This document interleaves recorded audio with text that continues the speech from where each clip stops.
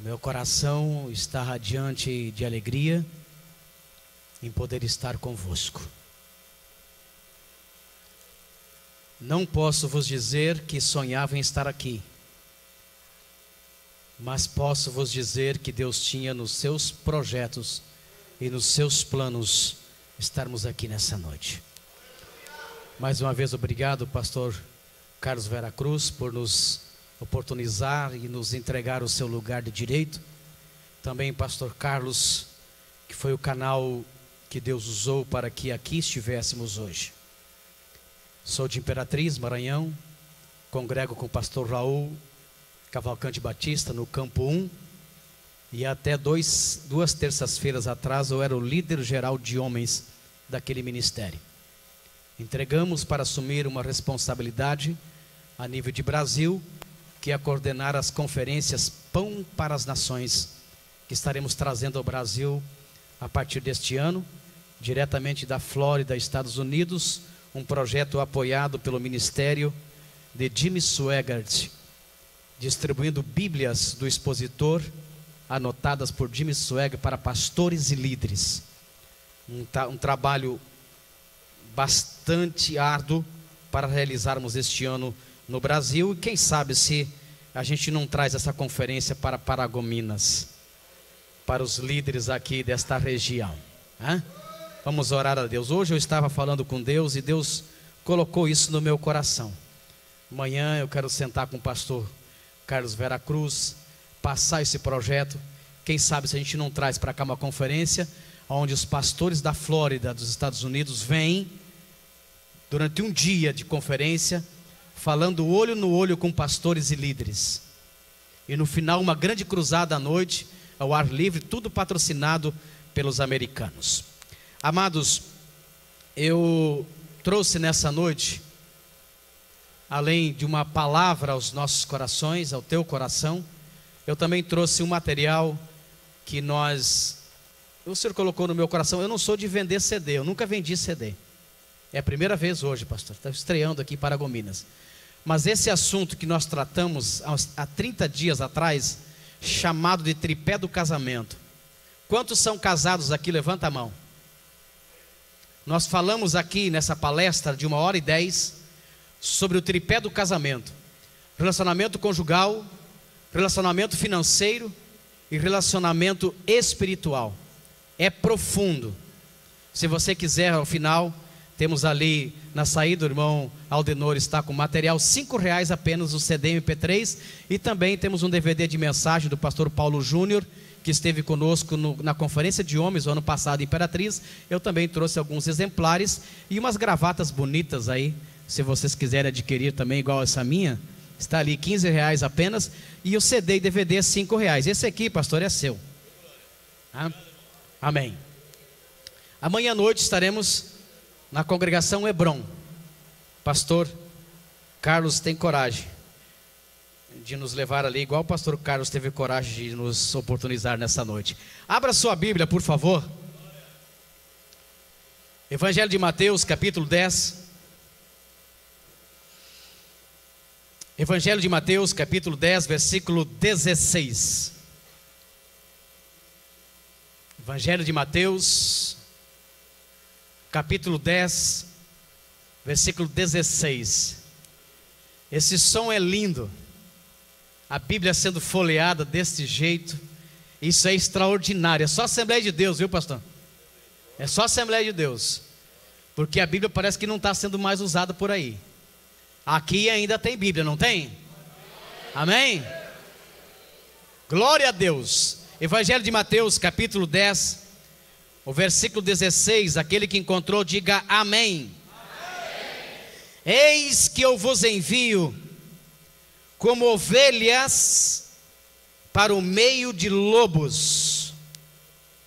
Sede, portanto, prudentes como as serpentes e simples como as pombas. Eu vou ler de novo. Eis que eu vos envio como ovelhas para o meio de lobos. Sede, portanto, prudentes como as serpentes, e simples como as pombas. Amém. Podemos nos assentar. Eu confesso que eu tinha pensado em falar nessa noite sobre o tema A Loucura das Loucas. Mas quando eu viajava para cá durante esse dia, e eu falava com o Espírito Santo dentro daquele ônibus, o Espírito Santo disse para mim: você preparou uma mensagem que você achou que iria pregar, mas eu quero que você fale outra palavra para a minha igreja em Paragominas. Eu quero que você fale sobre ovelhas no meio de lobos. Diga para alguém que está do seu lado: ovelhas no meio de lobos. Jesus é impressionante. Quanto mais eu estudo, quanto mais eu leio, quanto mais eu me dedico a conhecer Jesus e ler os evangelhos e estudar os evangelhos, eu fico mais apaixonado por sua palavra. Porque Jesus, ele utiliza coisas do cotidiano para nos ensinar. Ele usa fatos da natureza, ele usa animais da natureza para nos ensinar alguma coisa. E aqui nesse único versículo 16, tem uma mensagem extraordinariamente atual. Tem uma mensagem para os nossos dias, e eu não temo de vos trazer esta palavra nessa noite, porque esta palavra é para esta geração. Jesus, ele fala aqui sobre 4 animais. Um deles ele disse que deveríamos ser iguais. Outro ele disse que nós iríamos para o meio deles.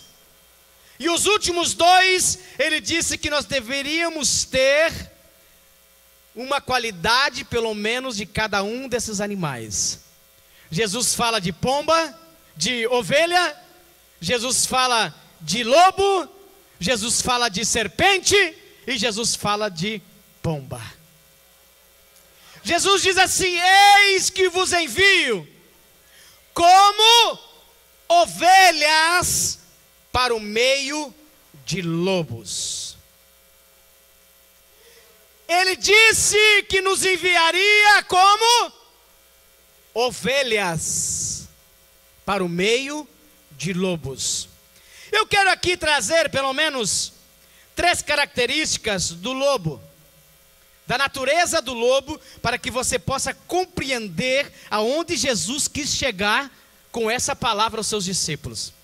Primeiro, o olfato do lobo, ele é muito apurado, podendo sentir o cheiro de uma presa em potencial a quase 2 quilômetros de distância. Segundo, os lobos possuem uma audição bastante apurada, a ponto de serem capazes de ouvir a queda das folhas das árvores durante o outono. E terceiro, é extremamente raro encontrar lobos solitários. Você não vai encontrar lobos andando sozinho. O lobo, ele anda em alcateia, ou seja, comunidade de lobos.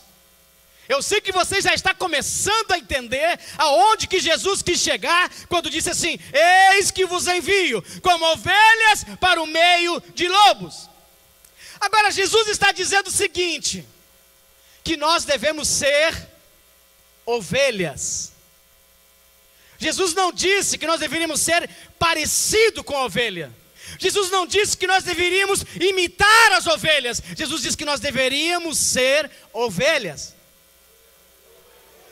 E eu quero trazer pelo menos 3 características de ovelha, para poder vos trazer a mensagem que eu tenho nessa noite.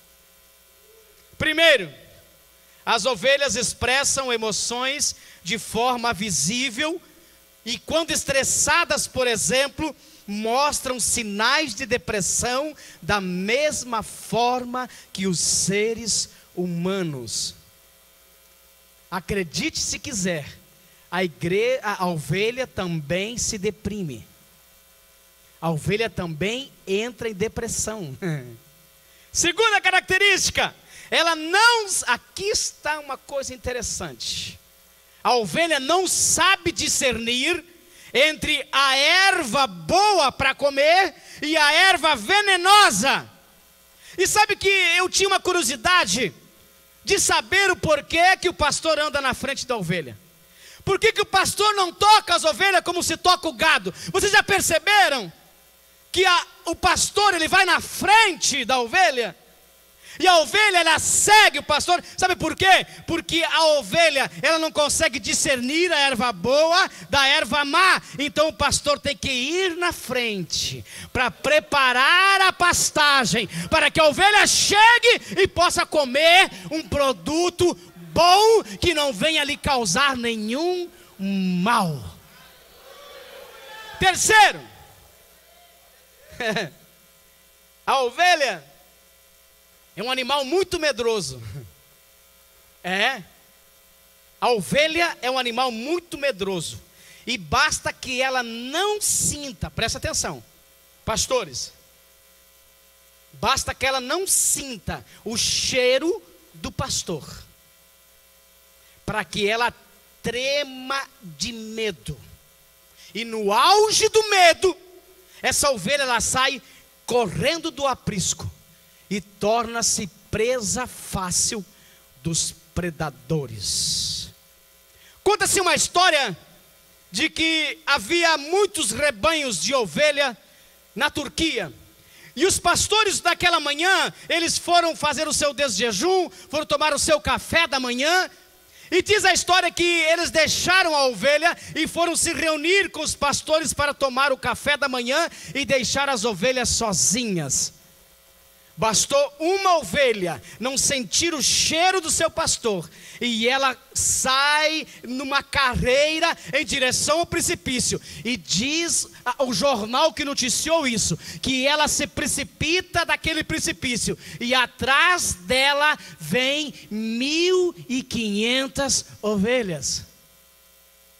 Só porque ela não sentiu o cheiro do pastor.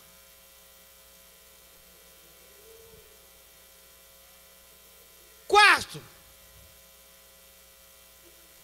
o maior inimigo da ovelha, pasmem, se chama mosca.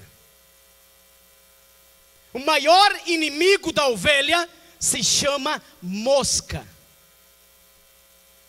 A ovelha não pode ficar num ambiente que tem mosca, porque as moscas vão voar ao redor da sua cabeça, vão deixar ela perturbada. E ela desnorteada, ela sai correndo em qualquer direção e as outras ovelhas correm atrás dela. Você lembra do Salmo 23? E o versículo 6? Você lembra o que está escrito lá? Eu vou lembrar você. Unges a minha cabeça com óleo, o meu cálice transborda. Você sabe o que é fugenta mosca de ovelha? Você sabe o que é fugenta mosca de ovelha? Óleo! Óleo! Eu quero falar com os meus companheiros de ministério nessa noite. Tu tens derramado óleo sobre as tuas ovelhas? As tuas ovelhas têm sido banhadas com óleo? Não é funcionário do pastor, não é o empregado do pastor que faz, é o pastor que derrama óleo na cabeça da ovelha.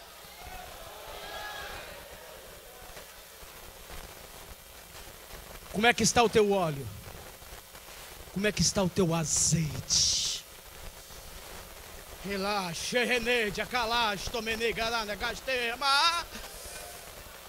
Como é que está o teu estoque de azeite, homem de Deus? Será que as tuas ovelhas não estão fugindo porque não tem óleo sobre a sua cabeça? Será que as tuas ovelhas não estão fugindo do aprisco porque já não tem mais óleo sobre o teu ministério?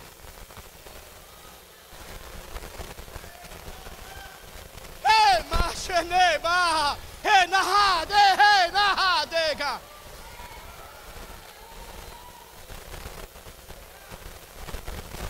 A ovelha é totalmente dependente do pastor. Eu vou repetir. Não é de qualquer pastor. Não. É do seu pastor. Você está entendendo a mensagem dessa noite? A ovelha depende do seu pastor. Portanto, homem de Deus, pastor que me ouve, a ovelha que você pastoreia, o rebanho que você cuida, ela é totalmente dependente de ti. A ovelha, ela conhece a voz do seu pastor. Ah, eu sou a ovelha. E quantas vezes eu quero ouvir a voz do meu pastor, Raul? É o meu pastor. Eu preciso ouvir a sua voz. Homens de Deus, ouçam suas ovelhas. Ouçam suas ovelhas. Dediquem tempo para as suas ovelhas.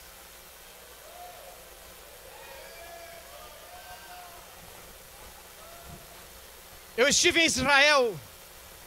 E quando eu chegava em Jericó, eu vi uma cena que marcou minha viagem. Quando eu olhei que eu estava chegando em Jericó, que eu olho para a minha direita, pastor Carlos Veracruz, eu vejo um rebanho de ovelhas.